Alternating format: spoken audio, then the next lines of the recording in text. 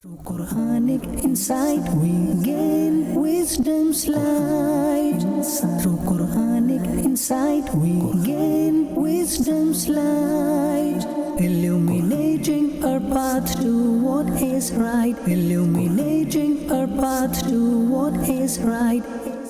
Alhamdulillahi Rabbil Alameen wa salatu wa salamu ala Sayyidil Anbiya wal Mursaleen. Amma ba'd fa'udhu billahi minash shaitanir rajim. Bismillahir Rahmanir Rahim. As-salatu wa salamu alayka ya Rasulallah wa ala alika wa ashabika ya Habiballah. As-salatu wa salamu alayka ya Nabiyallah wa ala alika wa ashabika ya Nurallah. Welcome to the program of Madani Channel, Quranic Insight. In the previous episode, we discussed the topic from Surah Al-An'am, Learn from the Fate of Past Nations. We first listened to the divine guidance on drawing lessons from the circumstances of past nations. Next, we described the fates of certain nations who faced divine punishment. We then explored the reasons for divine punishment and the purpose of recounting the circumstances of past nations in the Holy Quran. In the end, we covered a few additional aspects related to the topic. Today, we will discuss a new topic selected from Surah Al-An'am. Avoid outward and inward immodesty. We will first listen to Allah Almighty's guidance on avoiding both outward and inward immodesty. Following that, we will talk about the consequences of appearing righteous while secretly committing sins and the virtue of leaving sins out of fear of Allah Almighty. We will also discuss why avoiding inner sins is crucial. We're going to cover other related topics as well. Lastly, we'll mention the virtues of Surah Al-An'am. Let's begin our episode by presenting the virtues of sending durood upon the Holy Prophet sallallahu alaihi wasallam. The Holy Prophet sallallahu alaihi wasallam said, "Whoever recites 100 durood upon me on the night preceding Friday, and on Friday itself, Allah Almighty will fulfill 100 of His needs, 70 in the hereafter, and 30 in this world." Sallu alal Habib sallallahu ala Muhammad sallallahu alayhi wasallam. Dear viewers, we each have to spend our allotted time in this world and then embark on the journey to the hereafter. During this journey, we will have to face the delicate stages of the grave, resurrection, and the bridge of Sirat, after which our final destination will be either paradise or hell. The good deeds performed in this world lead to prosperity in the hereafter, while sins result in destruction. Just as some good deeds are outward like salah, zakah, and hajj, others are inward such as sincerity, true intentions, modesty, and piety. Similarly, some sins are outward like unjustly killing someone, deceiving others, or lying, while others are inward such as arrogance, hypocrisy, and bad assumptions. Allah Almighty has commanded us to avoid both outward and inward sins and indecency. Hence, Allah Almighty proclaims in Surah Al-An'am, وَلَا تَقْرَبُوا الْفَوَاحِشَ مَا ظَهَرَ مِنْهَا وَمَا بَطَنَ. Translation from Kanzul Irfan, and do not go near inward and outward indecency. In this blessed verse, we are forbidden from approaching both outward and inward indecencies.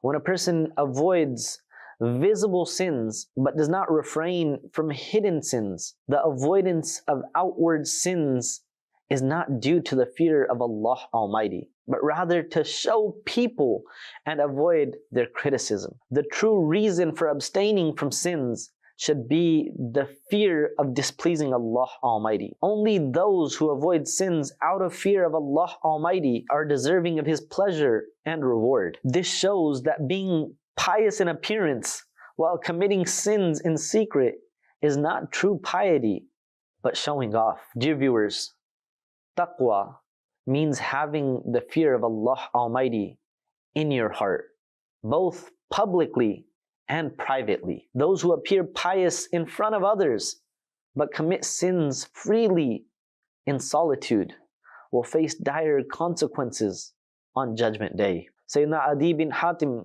radiallahu anhu narrated that the Holy Prophet sallallahu alaihi wasallam said, on Judgment Day, some people will be commanded to go towards paradise. As they approach and smell its fragrance, see its palaces, and behold the bounties Allah Almighty has prepared for its inhabitants, a call will be made, turn them away from paradise, for they have no share in it. Hearing this call, those people will turn back with such regret that no one before them will have experienced it. They will say, "O Allah Almighty, if you had cast us into hell before showing us the bounties prepared for your friends, it would have been easier upon us."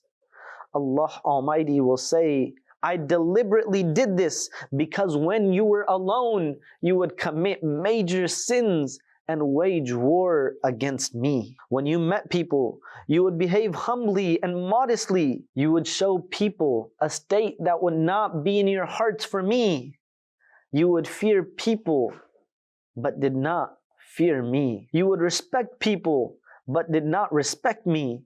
You would refrain from evil deeds because of people, but not because of me. Today I will deprive you of my rewards and also make you taste my punishment." Dear viewers, did you hear how those who avoid sins out of fear of people, but indulge in them in private, will face immense regret when they are denied entry into paradise? Moreover, Allah Almighty will also subject them to the torment of hell. Those who refrain from sins in public but commit them in private should fear Allah Almighty and abstain from sins even in solitude, as Allah Almighty is aware of their actions. He knows even the intentions hidden in their hearts.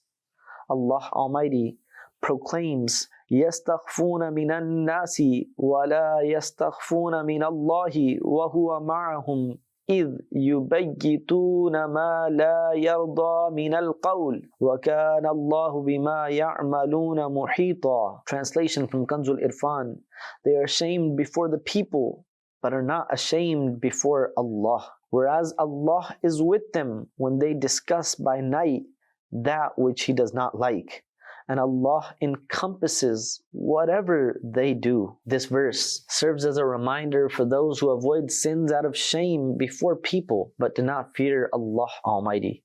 Even though Allah Almighty is more deserving of being feared, no action is hidden from Allah Almighty, not even the intentions of the heart. Therefore, one should avoid sins not because of shame before people, but out of fear of Allah Almighty. Dear viewers, one should intend to seek Allah Almighty's pleasure when abandoning sins. By avoiding sins out of fear of Allah Almighty, a person not only earns Allah Almighty's pleasure, but also becomes deserving of numerous virtues. Sayyidina Qatada radiallahu anhu narrated that the Holy Prophet sallallahu alaihi wasallam said, "Whoever is capable of committing a haram action, but refrains from doing it solely out of the fear of Allah Almighty, Allah Almighty grants him a reward before the hereafter, in this world, that is better than the haram action."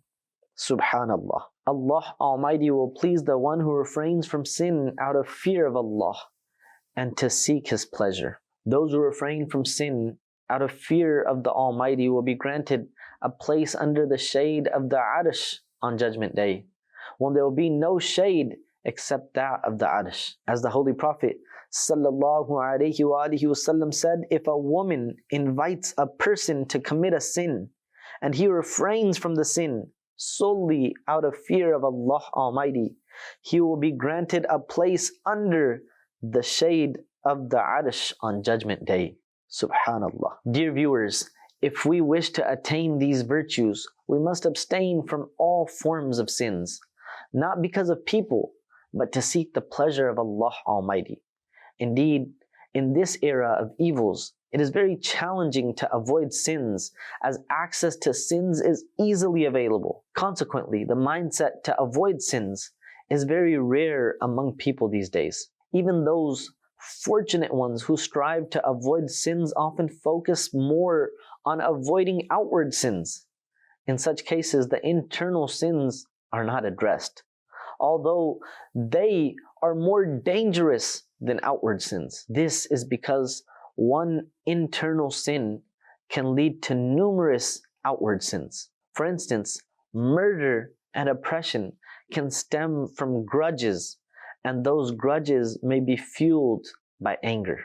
This is why Allah Almighty has commanded us to abstain from both outward and inward sins. Allah Almighty proclaims in Surah Al-An'am, وَذَرُوا ظَاهِرَ الْإِثْمِ وَبَاطِنَهُ. Translation from Kanzul Irfan, refrain from all outer and inner sins. Therefore, we must avoid not only outward sins, but also inner sins, and address both accordingly. If we effectively deal with our inner sins, it will become much easier to avoid many outward sins as well. Imam Ghazali rahmatullahi alayhi states, outward actions are closely connected to inner qualities. If the inner self is corrupted, the outward actions will also be flawed. Conversely, if the inner self is free from jealousy, arrogance, and similar vices, the outward actions will be righteous as well. Dear viewers, inner sins are connected to the heart, so it's extremely crucial to purify the heart. Imam Ghazali rahmatullahi alayhi states, it is the heart whose protection is of utmost importance, as it is the essence of the entire body. If your heart is corrupted, all your organs will follow it. However, if you purify your heart, the rest of your organs will naturally be rectified. Dear viewers, to purify the heart, it is essential that our thoughts, conditions, and actions are good and righteous, as they significantly impact our inner self. If these are good, they bring light to the heart. And if they are bad, they produce darkness.